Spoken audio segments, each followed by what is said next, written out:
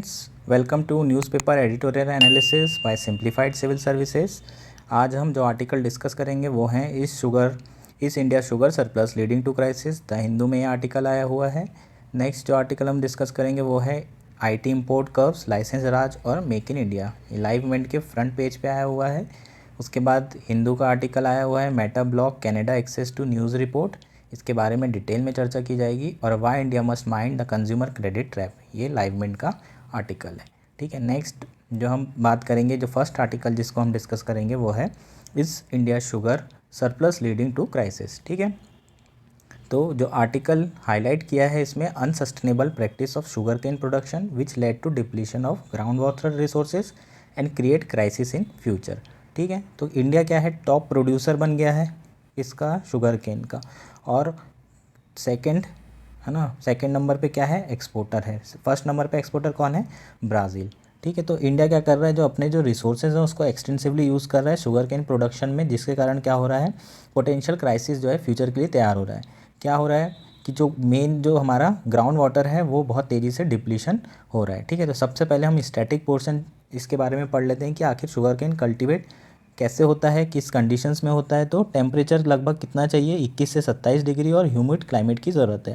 ठीक है, it's a water intensive crop. ठीक है, it's a water intensive crop, ये क्वेश्चन प्रीलिम्स में आ भी चुका है। ठीक है, कितना चाहिए, लगभग 75 से 100 सेंटीमीटर के आसपास इसको रेनफॉल लगेगी। ठीक, सॉइल कैसी होगी, डीप रिच लोमी सॉइल लगेगी। ठीक है, टॉप प्रोड्यूसिंग स्टेट कौन से हैं, महाराष्ट्र, यूपी, कर्नाटक। महाराष्ट्र और यूपी इंटरचेंज होते रहते हैं। ठीक है, तो ज़रूरी नहीं है कि ये जो है हमेशा सेम रहेगा, तो आप हमेशा चेक करते रहिए। इस नेक्स्ट ईयर जो है कुछ और भी हो सकता है। It can grown on all variety of soils ranging from sandy loamy to clay. ठीक है, तो हर तरह की सॉइल में जो है ये प्रोड्यूस हो जाता है। उसके बाद it needs a manual labour from sowing to harvesting, तो एम्प्लॉयमेंट का बहुत बड़ा ज़रिया है ये। और it is a main source of sugar. ठीक है, शुगर के कारण ही, क्योंकि ये शुगर का सबसे बड़ा सोर्स है और इंडिया में शुगर जो है सबसे ज़्यादा कंज्यूम की जाती है, इसलिए इसके प्रोडक्शन पे गवर्नमेंट बहुत ज़्यादा फोकस कर रही है। उसके बाद जगेरी मतलब अपना गुड़। ठीक है, गुड़ भी बहुत इंपॉर्टेंट है इंडिया के लिए। और मोलासेस, मोलासेस जो है वेस्ट प्रोडक्ट है बेसिकली, जो लास्ट में बचता है, और इसका इस्तेमाल इथेनॉल जो है इथेनॉल के जो है प्रोडक्शन में किया जाता है। और इथेनॉल प्रोडक्शन का यूज़ हम बताएंगे। इथेनॉल का वैसे भी बहुत ज़्यादा यूज़ है ना, पीने के मामले में तो अपने को पता ही है कि कितना इस्तेमाल हो रहा है। हाँ, सब लोग खुश होने की ज़रूरत नहीं है, मोलासिस से भी काम हो सकता है। कोविड के समय में अगर इसका जुगाड़ हो जाता तो लाइन लगाने की ज़रूरत नहीं पड़ती। ठीक, अब शुगर केन के प्राइसेस हैं जो डिटरमाइन कैसे करते हैं। ठीक है, तो जैसे रिसेंटली एमएसपी को बोल रहे थे कि लॉ लाया जाए, वैसे ही शुगर केन में जो है ऑलरेडी लॉ है ना। It's a fair and remunerative prices act जो है 2010-11 में बनाया गया था। ठीक है, उसके थ्रू जो है सेंट्रल गवर्नमेंट क्या करती है, इसके प्राइसेस डिसाइड करती है। ठीक है, तो सेंट्रल गवर्नमेंट अनाउंस करती है which are determined on the recommendation of CACP. ठीक है, रिकमेंडेशन सीएसीपी की होगी, और सीसीईए मतलब cabinet committee on economic affair जो है फाइनली डिसाइड करेगा। ये क्वेश्चन भी 2015 में पूछ चुका है यूपीएससी में प्रीलिम्स में। CCEA is chaired by prime minister of India. और फेयर एंड रिन्यूमरेटिव प्राइजेस जो है किस पे बेस्ड है, वो रंगराजन कमेटी की रिपोर्ट पे बेस्ड है, जिसमें reorganising the sugar cane industry को जो है एक रिपोर्ट थी 2010 में आई थी, उसके ऊपर ये लॉ बनाया गया था। ठीक है, तो ये एमएसपी में जैसे गारंटी है वैसी के लिए लॉ की डिमांड कर रहे थे, वैसी जो है डिमांड उस समय हुई थी, लेकिन गवर्नमेंट ने एमएसपी पे तो नहीं दिया, लेकिन शुगर केन के लिए जो है लॉ बनाया हुआ है। ठीक है, उसके बाद स्टेट गवर्नमेंट भी जो है एक प्राइस निकालती है, जिसको स्टेट एडवाइज्ड प्राइस कहा जाता है। ठीक है, SAP is announced by the government of a sugar cane producing state. ठीक है, तो यूपी वगैरह में जब भी इलेक्शन आते हैं ना तो प्राइस बहुत बढ़ा देते हैं। ठीक है, एसएपी के। ठीक, तो SAP is generally higher than FRP, generally higher होगा। ठीक है, तभी तो फ़ायदा है किसानों को। तो ये जनरली पॉपुलिस्ट मूव होता है, और पॉपुलिस्ट मूव के कारण बहुत ज़्यादा नुकसान भी होता है। कई सारे चैलेंजेस हैं कि जो आउटपुट है उसका कॉस्ट बहुत कम है और इनपुट की कॉस्ट बहुत बढ़ती जा रही है। उसका एक मेन रीज़न भी है कि हाई रिन्यूमरेटिव प्राइसेस और एसएपी के कारण। और जो मिल ऑनर है उनको देना पड़ता है किसानों का पैसा, तो मिल ऑनर जो है बहुत सारे क्या में डिफ़ॉल्ट कर गए हैं और उनको बेल आउट देना पड़ता है। तो ये सब सारे चैलेंजेस जो है शुगर केन इंडस्ट्री में जो है गवर्नमेंट को और फार्मर्स और मिल ओनर्स को झेलना पड़ रहा है। ठीक है, लेकिन वो ईज़ करने के लिए गवर्नमेंट ने थोड़ी बहुत इनिशिएटिव्स लेके आई थी। ठीक है, तो वो इनिशिएटिव्स क्या हैं वो हम देखेंगे अभी। पर जो आर्टिकल है अब उसके बारे में जानकारी लेते हैं कि why is there a excess sugar production. ठीक है, तो India is the largest consumer of sugar. ठीक है, इसलिए सबसे मेन रीज़न तो यही है कि जो डोमेस्टिक डिमांड है उसके लिए गवर्नमेंट बहुत सपोर्ट करती है। दूसरा, जो एक्सेस प्रोडक्शन है उसका है मेन कारण है एक तो गवर्नमेंट की पॉलिसीज़ जैसे एफआरपी स्कीम। ठीक है, which mandates a minimum price that sugar mill have to pay to sugar cane farmer. उसके अलावा heavy subsidies offered by state government to incentivise sugar cane. ठीक है, तो जो गवर्नमेंट ऑफर कर रही है उसके कारण लोगों को पता है कि यहाँ पैसा मिलेगा ही मिलेगा। ठीक है, हर हाल में चाहे फसल ज़्यादा प्रोडक्शन हो जाए, है ना, मार्केट क्रैश भी हो जाए तो भी सरकार पैसा देगी। तो ये सेफ़ इन्वेस्टमेंट है, इसलिए सारे किसान जो है इसी में प्रोड्यूस कर रहे हैं, इसी को प्रोड्यूस कर रहे हैं और उसके कारण इसका प्रोडक्शन बहुत ज़्यादा हाई हो गया है। ठीक है, some argued that this is to win the farmer votes in politically important rural. ठीक है, तो ये बेसिकली ऑफकोर्स पॉपुलिस्ट मूव होते हैं, है ना, सरकारें पॉपुलिस्ट मूव के कारण ही ये प्राइसेस बढ़ाती जाती हैं और इसके कारण शुगर का सरप्लस हो गया है और इंडिया को फिर एक्सपोर्ट करना पड़ता है। ठीक है, नेक्स्ट क्या है, countries like Brazil, Australia and Guatemala filed a complaint with the WTO। तो इन लोगों ने कंप्लेंट किए हैं कि इंडिया जो है बहुत सारी एक्सपोर्ट सब्सिडी दे रहा है, जिसके कारण क्या हो रहा है, जो मार्केट के रूल्स हैं ना वायलेट हो रहे हैं, international trade rules, market distortion हो रहा है और उसके कारण जो है WTO ने इंडिया के अगेंस्ट में रूलिंग दी है और इंडिया जो है 2023 के एंड तक के सिर्फ ये एक्सपोर्ट सब्सिडीज़ वगैरह दे सकता है। उसके बाद क्या होगा किसी को कोई आइडिया नहीं है।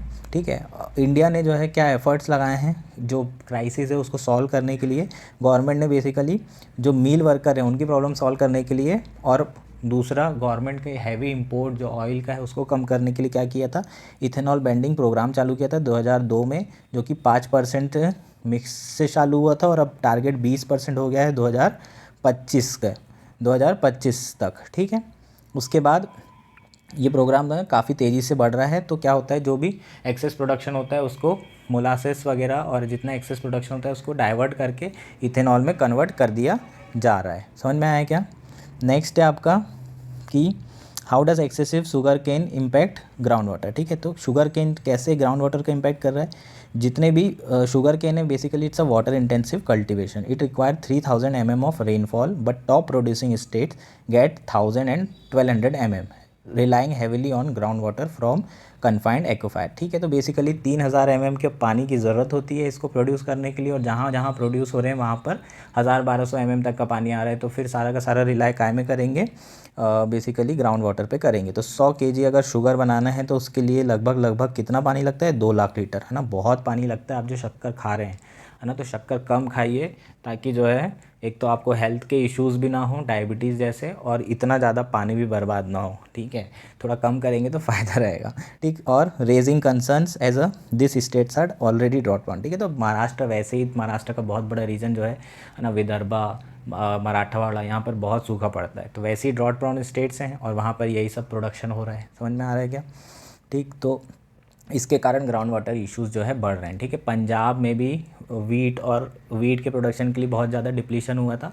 अब जो है गवर्नमेंट जो है डाइवर्सिफाई करने की बात कर रही है। तो इसको डील करने के लिए भी क्या क्या सॉल्यूशंस होंगे, क्रॉप डाइवर्सिफिकेशन जो सबसे बड़ा सॉल्यूशन है ना, मिलेट के प्रोडक्शन को बढ़ावा देना और दूसरी जो दूसरी क्रॉप्स हैं उनको उनमें इंसेंटिव देना ताकि फार्मर्स वहाँ शिफ्ट हो, एश्योर्ड इनकम वहाँ मिले तो वहाँ पर जो है शिफ्ट हो। और वो सारी क्रॉप्स कौन सी हो जो मतलब कम रेनफॉल, जैसे कि मिलेट हो गई, उसमें भी बेहतर जो है प्रोडक्शन हो सके उसका। ठीक है, इक्विटेबल डिस्ट्रीब्यूशन हो सके ताकि किसका, इनकम का।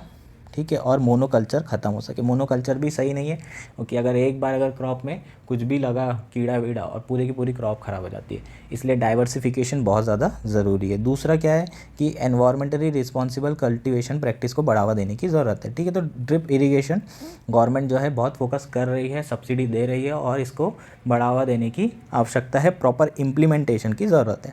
नेक्स्ट है वाटर मैनेजमेंट एंड कंजर्वेशन। तो rain water harvesting, waste water treatment, canal irrigation networks, इन तरह की चीज़ों को, है ना, क्या करने की ज़रूरत है, बढ़ावा देने की ज़रूरत है ताकि ग्राउंड वाटर रिसोर्स के में जो स्ट्रेस हो रहा है उसको कम किया जा सके और ग्राउंड वाटर अवेलेबिलिटी को बढ़ाया जा सके। ठीक है, तो इंडिया क्योंकि वैसे भी वर्ल्ड लीडर है एग्रीकल्चर में, शुगर केन में ऑलमोस्ट प्रोड्यूसर है, तो इंडिया को ज़्यादा से ज़्यादा क्या करना चाहिए, सस्टेनेबिलिटी को सेंटर पे रखना चाहिए। ठीक है, तो ये हमारा आर्टिकल था जो कि बहुत इंपॉर्टेंट है। शुगर केन बहुत ज़्यादा इंपॉर्टेंट है आपके लिए, एग्ज़ाम के लिए हर साल एक ना एक दो क्वेश्चन आते जाते हैं। ठीक है, तो आप इस लोग को अच्छे से देख लीजिए। ठीक है, नेक्स्ट हमारा next article is IT import curbs licence Raj और मेक इन इंडिया। ठीक है, तो रिसेंटली गवर्नमेंट ने एक नोटिफिकेशन इशू किया है which restrict free import of laptop, tablet, PC and server. ठीक है, कब किया है? 3 अगस्त को। ये आर्टिकल जो है लाइव मिनट पे फ्रंट पेज पे आया हुआ है। ठीक है, तो ये थोड़ा इंपॉर्टेंट है। क्यों है? क्योंकि आप इसको यूज़ कर सकते हो मेंस के आंसर राइटिंग में। ठीक, तो क्या क्या किया है गवर्नमेंट ने? Restrict free import laptop, tablet, personal computer and server. ठीक है, तो अब क्या होगा? जो इम्पोर्टर होंगे उन लोगों को लाइसेंस लेना पड़ेगा इंपोर्ट करने के लिए, और इंपोर्ट अब इतना आसान नहीं होगा कि जितना मन किया आपने आप उतना इंपोर्ट कर रहे हैं। तो रिस्ट्रिक्शन लगा दिया गया है ताकि जो इंपोर्ट हो वो बहुत स्लो हो जाए, उसकी है ना जो ग्रोथ है वो कम हो जाए। समझ में आया क्या क्या रीज़न है इसके पीछे गवर्नमेंट जो कह रही है? तो मेन रीज़न गवर्नमेंट बोल रही है national security and to curb data breaches. ठीक है, मेन रीज़न ये कहा गया है, लेकिन बहुत सारे जो पंडित्स हैं उन लोगों का कहना है कि जो मेन रीज़न है वो है to narrow trade balance with China. ठीक है, क्या है? To narrow trade balance with China which makeup 77% of IT hardware imports. ठीक है, और थर्ड मेन रीज़न है टू अचीव सेल्फ सफिशिएंसी। जो इंडिया का आत्मनिर्भर प्रोजेक्ट चल रहा है, मोदी जी ने 2020 में जो लॉन्च किया था कोविड के बाद, उसको उसकी ग्रोथ के कारण, उसकी ग्रोथ के लिए जो है गवर्नमेंट ये मूव लेके आई है। ठीक है, नेक्स्ट है कि what's the state of India IT hardware manufacturing. तो 35% जो है IT हार्डवेयर गुड्स इंडिया जो कंज्यूम कर रहा है वो कहाँ प्रोड्यूस हो रहा है? इंडिया में लोकली। ठीक है, बाकी 75% जो है इंपोर्ट हो रहा है, और उस 75 का 77% कहाँ से इंपोर्ट हो रहा है? चाइना से। तो चाइना को थोड़ा है ना, चाइना के साथ एक तो बॉर्डर इश्यूज चल रहे हैं, तो हम टोटल डिपेंडेंसी जो है नहीं रखना चाहते है ना, और इंटर डिपेंडेंसी चाइना से हम वैसे ही कम करना चाहते हैं। तो मेन रीज़न तो यही है। और नेक्स्ट है हमारा आत्मनिर्भरता का जो प्रोजेक्ट चल रहा है उसके लिए भी। ठीक है, गवर्नमेंट ने क्या किया है? इस जो ओवरऑल डिपेंडेंस है उसको कम करने के लिए अपना स्ट्रॉन्ग इलेक्ट्रॉनिक मैन्युफैक्चरिंग बेस बनाने के लिए जो है कई स्कीम्स लेके आई थी, और एक PLI स्कीम है जो प्रोडक्शन लिंक इंसेंटिव स्कीम है, जो आत्मनिर्भर भारत पैकेज में शुरू की गई थी। ठीक है, तो ये जो स्कीम है इनिशियली जो पहला फेज़ था इसका फॉर IT हार्डवेयर, उसको रिस्पांस अच्छा नहीं मिला था। ठीक है, तो गवर्नमेंट ने उसके बाद 17,000 करोड़ के दोबारा से रिवाइज स्कीम लेके आई और इंसेंटिव दी। तो बहुत सारे लोगों का कहना है कि जो रिसेंटली जो मूव है वो गवर्नमेंट का, it's an attempt to get more company to sign up for the PLI।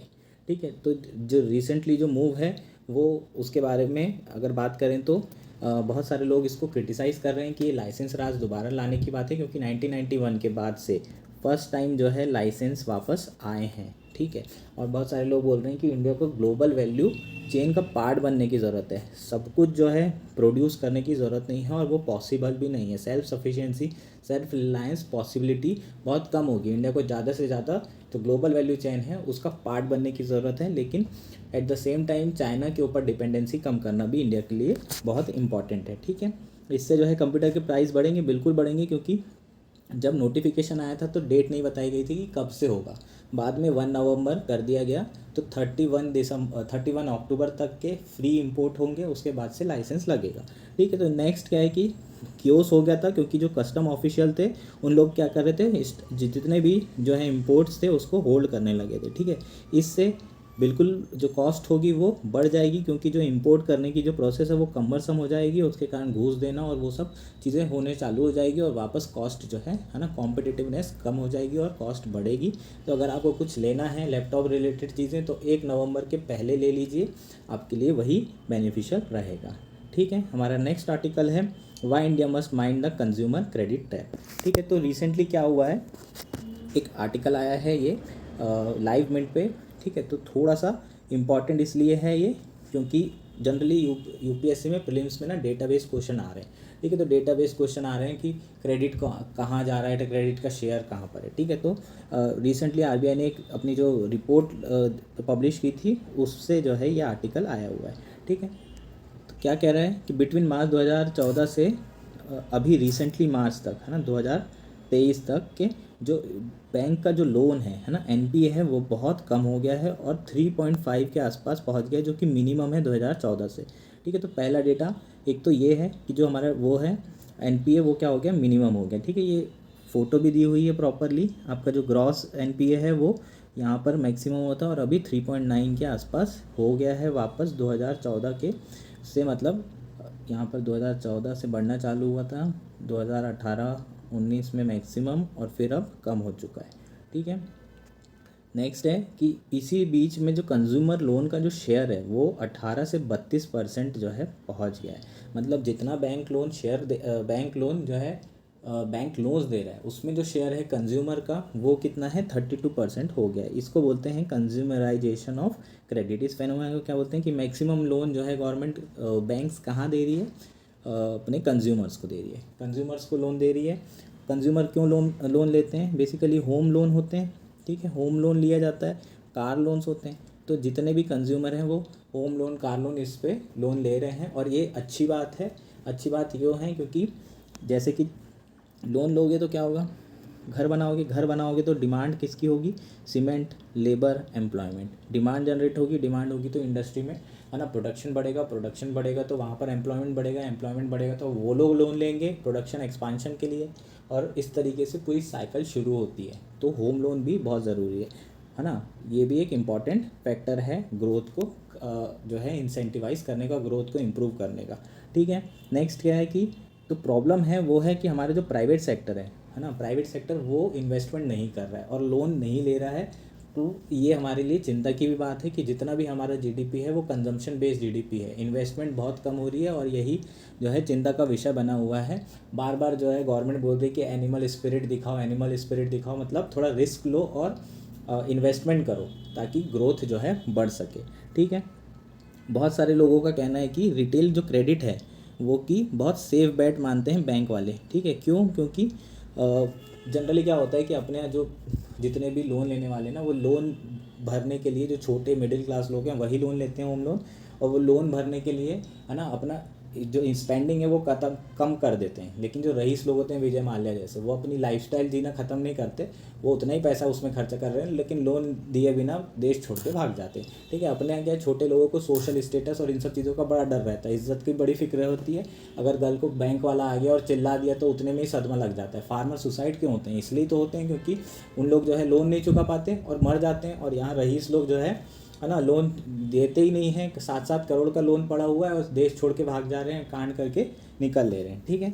तो अपने यहाँ जो है इसलिए जो है सेफ बेट माना गया है होम लोन्स को। लेकिन पहले क्या हुआ करता था कि जो लोन लेते थे जनरली जो जॉब होती थी उनके पास वो गवर्नमेंट जॉब होती थी, तो उतनी चिंता वाली बात नहीं होती थी पहले के समय में कि सरकार है तो सरकारी नौकरी है तो पैसा तो हर महीने आएगी। लेकिन अब क्या हो गया, प्राइवेट सेक्टर बहुत तेज़ी से बढ़ रहा है, और प्राइवेट सेक्टर बहुत तेज़ी से बढ़ रहा है इसका मतलब ये है कि जॉब्स है ना, रिसेशनरी साइकिल भी आएंगी, और जब रिसेशन आएगा तो बहुत लोगों की जॉब्स भी जाएंगी। उस केस में ये जो इशू मतलब जो हमारा जो होम लोन है वो उस समय टेस्ट होगा कि लोग चुका पा रहे हैं कि नहीं, और नेक्स्ट एनपीए बनने का डर यही होम लोन हो सकता है। इसलिए इसको मतलब इतना सेफ नहीं मान सकते। आरबीआई जो रिपोर्ट है उसमें आरबीआई ने ये कहा है, ठीक है। नेक्स्ट क्या है कि मेन रीज़न है चिंता करने का क्यों, एक तो इंटरेस्ट रेट भी बहुत तेज़ी से बढ़ रहे हैं, है ना। इंटरेस्ट रेट देखो लगभग 2023 में 10% के आसपास हो गए, ठीक है। तो इंटरेस्ट रेट बहुत तेज़ी से बढ़ रहे हैं। और जो दूसरा इंपॉर्टेंट रीज़न है, the growth of consumption expenditure in the last decade has outpaced the growth of household income, ठीक है। तो लोगों की इनकम कम है, बड़ी है, और जो कंजम्पशन है वो बहुत ज़्यादा हो गया है, ठीक है। ये एक बहुत बड़ा रीज़न है कि अगर लोग लोन ले रहे हैं और इनकम उतनी तेज़ी से बढ़ नहीं रही है तो फिर आगे चल के ये एनपी हो सकता है। और इसको सीरियसली लेने की ज़रूरत इसलिए क्योंकि पूरा का पूरा 2000 रिसेशन हाउस होल्ड लोन के कारण ही हुआ था, ठीक है। तो ये हमारा article is why did Meta block Canada access to news report. ये आर्टिकल द हिंदू में आया हुआ है।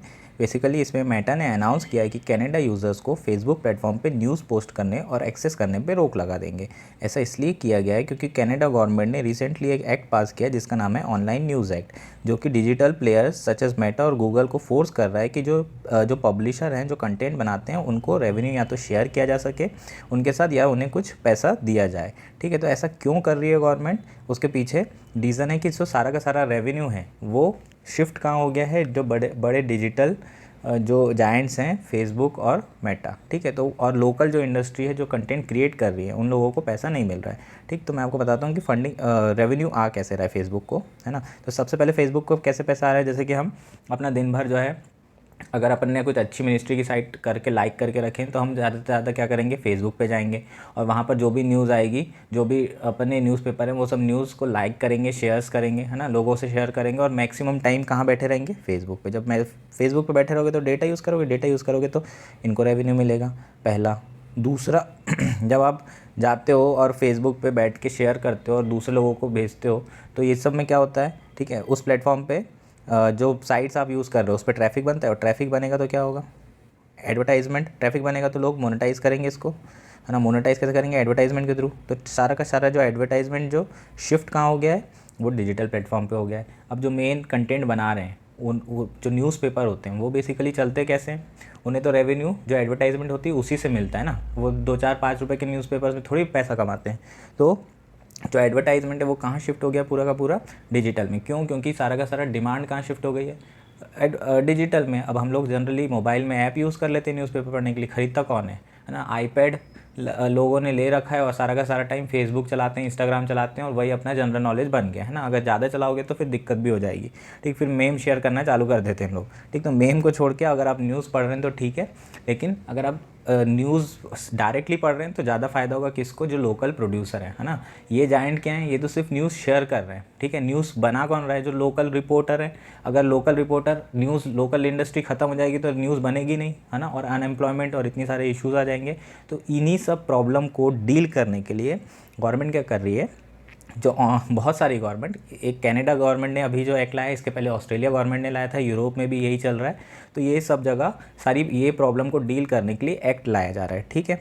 तो एक्ट लाने का मेन पर्पज़ आपको समझ में आया, ठीक है। यहाँ मैंने प्रॉपरली लिख भी दिया है कि ट्रेडिशनल न्यूज़पेपर जो है अब बहुत सफ़र कर रहे हैं, क्योंकि जो है ऐड कहाँ शिफ्ट हो गई है, ऑनलाइन शिफ्ट हो गई है, और जो स्मॉल लोकल न्यूज़पेपर है वो बंद हो रहे हैं। बंद हो रहे मतलब एम्प्लॉयमेंट का इशू आ रहा है, ठीक है। और इंडस्ट्री अगर क्रिएट नहीं होगा तो फिर न्यूज़ शेयर कहाँ से करोगे। दूसरा, गूगल और मेटा जो है सब कुछ ऑनलाइन कंट्रोल कर रहे हैं, ऐड और न्यूज़ शेयरिंग, जिससे जो भी रेवेन्यू है वो इनको मिल रहा है, और जो प्रोड्यूसर हैं कंटेंट उन लोगों को मिल नहीं रहा है। तो इस कारण से गवर्नमेंट ने ये एक्ट लाया है। तो बेसिकली प्लेटफॉर्म रिस्पॉन्ड कैसे कर रहे हैं, प्लेटफॉर्म जो है रिस्पॉन्ड ऐसे कर रहे हैं कि ऑस्ट्रेलिया में भी इन लोग मेटा जो है सारे लोग, जितने भी लोग हैं उनका बंद कर देते, बैन कर देते, ब्लॉक कर देते यूज़र्स को एक्सेस करने के लिए। फिर गवर्नमेंट ने इंटरवीन किया, गवर्नमेंट ने बात की, फिर इन लोगों ने डील किए लोकल जो कंटेंट प्रोड्यूसर्स हैं उन लोगों से, पब्लिशर्स हैं उन लोगों से, और फिर समहाउ वापस चीज़ हो पाई, ठीक है। कनाडा में भी इन लोगों ने बिल्कुल वैसे ही रिएक्ट किया है। मेन रीज़न यही है कि अगर इन लोग ऐसे रिएक्ट नहीं करेंगे तो सारे लोग क्या करेंगे,